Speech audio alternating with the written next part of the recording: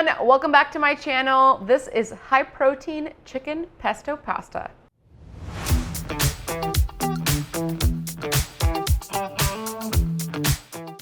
Today I'm going to show you a delicious high protein recipe that's really simple to make. It is chicken pesto pasta, and we're going to jump right in.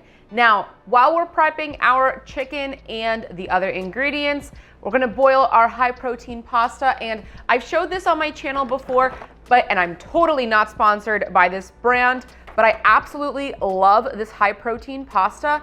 It's really delicious. It only has 2 ingredients, so no preservatives, no nothing, just semolina and lupini beans, and it's great for your macros. It's great for someone who's on a high protein diet or you're just looking to get some extra protein in your day. Also, the texture, unlike the chickpea pasta, which I'm really not a fan of, this one really holds its shape. And I think there's like 4 different kinds of varieties. I have it on my Amazon storefront, so make sure to check it out. So this is the pasta that we're going to be using, and I'm going to use 1 cup of dried pasta for this recipe.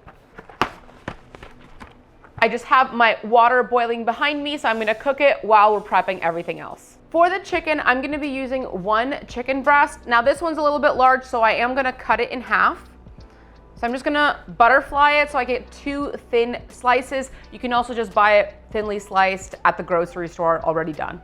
So I'm just going to take a sharp knife and we're going to carefully slice this in half.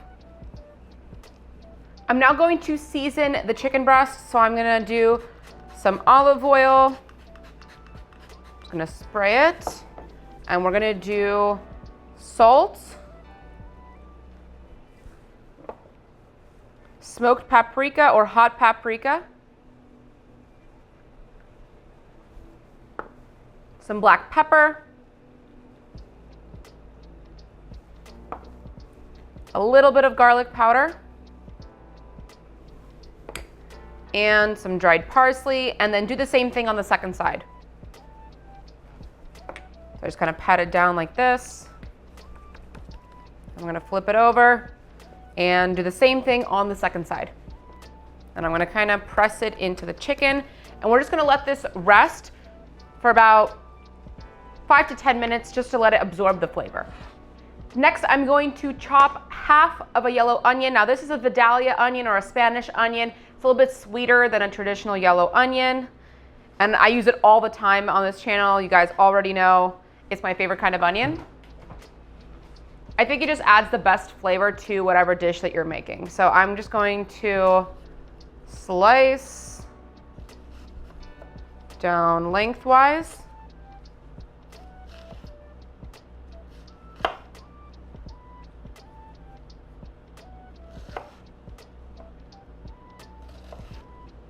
And then turn and dice. If you haven't already subscribed to the channel, make sure to hit that subscribe button down below, and also like this video while you're at it. We're ready to cook our chicken. So I have my steel pan that I am heating on medium heat, and we're gonna check that it's hot by doing the water test. Looks good. And now I'm gonna lower the heat to a medium low.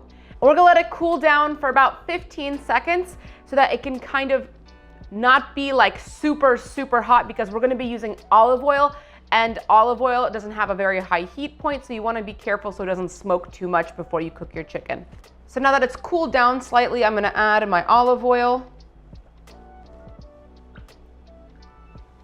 We're gonna let this quickly heat up, and then we're going to add in our chicken, laying it away from us.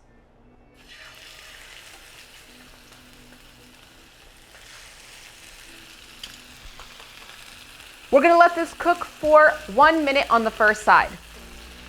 And this pan, by the way, is from Made In, not sponsored by this brand, but I just absolutely love their pans. Using my splash screen, again, this is on my Amazon storefront if you wanna purchase it. Highly recommend, because therefore you're kind of protecting yourself so you don't get any oil splashes on your skin and burn yourself by accident. After a minute, you're going to flip it over. I kind of shake the pan to make sure that there's oil where I'm going to be placing my chicken. I lift it up, get that oil on there, and then flip it over. We're gonna cook it for another minute on the second side. We're going to flip it over again. We're gonna do 1 minute on each side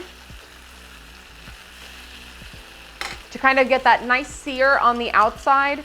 And you're basically just cooking it all the way through. So I do 1 minute, and then again, 1 minute, 1 minute. It's thinly sliced, so it's gonna cook pretty quickly. All right, so the chicken is just about to be done. Let's go ahead and measure it with our thermometer. So I'm gonna grab my meat thermometer and we're just going to check the interior temperature. I've already turned off the pan. Let's go ahead and measure. And you want it to be at least 165. This is 165, so I'm going to take it off of my pan. We're gonna go ahead and let this steel pan cool down for just a couple minutes because we wanna start cooking our onions. Now we prepped the onions earlier. I'm also letting my chicken cool down because it's already finished. So now that the steel pan has cooled down slightly, I'm going to set it back on low heat. And I have some unsalted butter. I'm gonna add 2 tablespoons of unsalted butter to my steel pan that is on the low heat, like low medium heat. And we're going to let that melt down and we're scraping up the bottom of the pan to get up all of that seasoning, all of that flavor from the chicken that we just cooked. So I'm gonna add in my yellow onion that we chopped earlier. And we're gonna start cooking this down.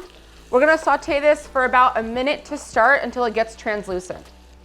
So I've sauteed the onion for about a minute for now, and I'm going to now add some minced garlic. Now you can use fresh minced garlic. I'm just using the one from the jar just to keep it easy. And I'm a garlic fan, so I'm gonna do about a tablespoon of the minced garlic. You don't want the liquid that it's in, but just the garlic itself. And we're gonna mix that in. We're gonna let all these flavors come together. And we're gonna saute for a total of 3 minutes. You wanna stir it occasionally because we don't wanna burn it in the pan. This is on low heat, we're watching it carefully, but we're basically just kind of like melting all these flavors, letting our onion become translucent, and it's just gonna add so much flavor to this dish. After about a minute, you're going to add a little bit of dried thyme, just a tiny bit, and a little bit of dried rosemary. Again, we're gonna be using pesto later, but we're trying to give this as much flavor as we can. And it just makes it really fragrant without adding too much flavor. That's why I kind of like to use the dried instead. I feel like the fresh is really nice, but it's a little bit overpowering for this dish.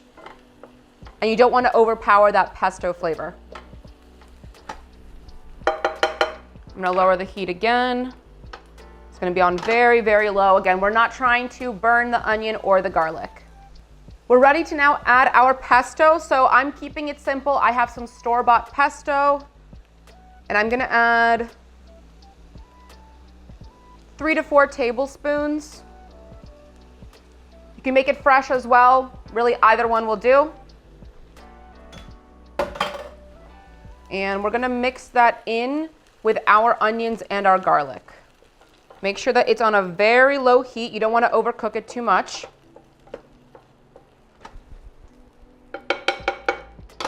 And we're gonna let this heat up for about 30-40 seconds in the pan, just so it can get hot before we add our pasta. Okay, so now that that pesto is nice and heated, I'm gonna add my pasta in. And this is really high protein pasta. Again, so it's going to add great protein for our macros. And I love the flavor. I honestly prefer the flavor of this pasta more than regular pasta. So I'm just gonna mix this all together and we're heating this back up. Another tip, which I didn't do for this time, but you could definitely do is, and I've done this in my other protein pasta videos, instead of cooking the protein pasta in water, you could cook it in chicken broth or do a mix of chicken broth and water. That would add a little bit of extra protein. But since we're gonna be adding chicken to this, I just did the water. It's just enough protein because we're gonna be having a whole chicken breast with this pasta. This is also a really great meal prep. So if you're someone who loves to meal prep, this is really great. You can make it for lunch, you could make it for dinner, and it's something the whole family will love. Even your kids will love it. It'll get some extra protein in their diet, and they won't even notice they'll like it so much. So I'm just sauteing this again. It's on low heat. I'm gonna add a little bit more of unsalted butter. I'm gonna add about a tablespoon more. Turn up the heat just a little bit, and we're just gonna let that melt and come together. Now I'm gonna do a tiny squeeze of lemon juice. Just a bit, it enhances the flavor. I'm also gonna take some fresh Parmesan and we're gonna grate it on top. Although obviously we're using pesto, it has Parmesan in it, but there's just like nothing better than fresh Parmesan to go with your dish. It also makes it a little bit extra cheesy. There's no exact measurement with the extra Parmesan. Really, I just say stop when your ancestors tell you to stop. And for me, cheese is like, there's just no end. There's no perfect amount of cheese. Just keep adding it to your heart's content. All right, that's looking good. I'm gonna turn off the heat and we're ready to plate this. And there you have it, delicious, high protein chicken pesto pasta. Great for your macros. It's absolutely delicious and it's really simple to make. I can't wait to dig into this. I gotta get a little bit of my pasta, gotta get a little bit of my chicken. We have the perfect bite here. Can't wait to try this. Cheers.